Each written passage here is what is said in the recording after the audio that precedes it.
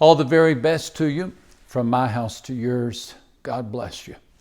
I've got a bowl, a towel, and I've got a pitcher of water. And I've got a question.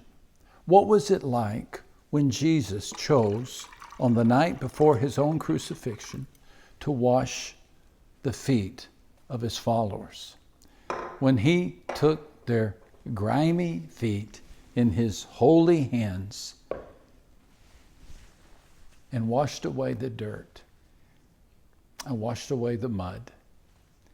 What does that have to say to us about what Christ will do for us and what we can then in turn do for others? If you have about 8 minutes, I think it's worth the time.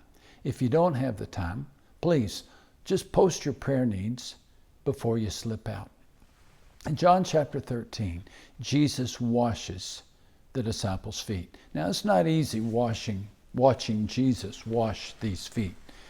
I mean, to see the hands of God massaging the toes of men it's just not right. It's not right. The disciples should be washing his feet. Nathanael should pour the water. Andrew should pick up the towel.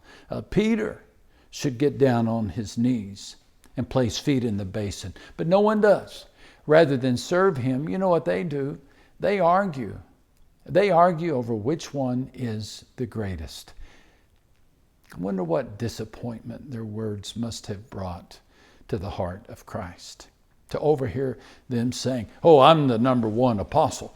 The other one saying, "Oh, no, I'm much more spiritual than you are." "You guys are crazy," spoke up someone else.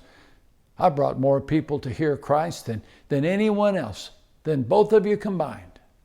And as they argue, the basin sits in the corner untouched, and the towel lies on the floor unused, and the servant's clothing hangs on the hook on the wall unworn. No one moves. No one moves except Jesus. And as they bicker, he stands, but he doesn't speak. He removes his robe and he takes the servant's wrap off the wall. And taking the pitcher, he pours the water into the basin. And he kneels. He kneels before them with the basin on the floor and the sponge in his hand, and he begins to wash. And the towel that covers his waist is also the towel that soon dries their feet. Now it's not right. Wouldn't you agree? I mean, it's not enough that these hands will be pierced. In the morning, must he scrub their grime tonight? And the disciples, I mean, do they really deserve to have their feet washed? Their affections have waned so often. Their loyalties have wavered so many times. Don't wash their feet, Jesus, we want to say. Tell them to wash yours. That's right. And that's what we want to say. Why? Because of the injustice? Well, in part. But there's something else. There's something else. Do we object because we know how hard it is to wash someone's feet ourselves? Don't we have some people in our lives that remind us of the disciples?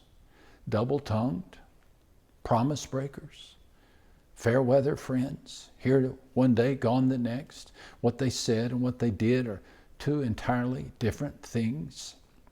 Oh, maybe they didn't leave you at the cross, but maybe they left you at the altar, or maybe they left you with the kids, or maybe they left you alone with the bills, maybe they left you in the cold and the vows were forgotten, the contract was abandoned, and logic says, put up your fists. Jesus says, no, fill up the basin. Logic says, just bloody his nose. Jesus says, no, wash his feet. Logic says, well, she doesn't deserve it. And Jesus says, you're right. But you don't either. I'm not sure how God can be so kind to us, but he is.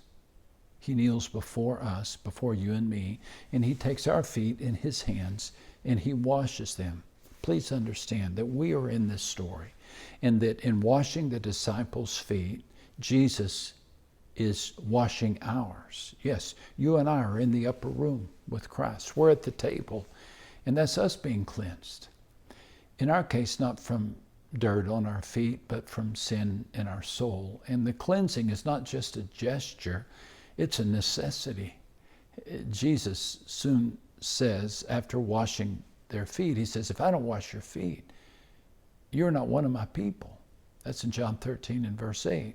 So he requires us to let him wash our feet. And when we place our feet in the basin of Christ, he's washing away our sin, washing away the filthiest parts of our lives.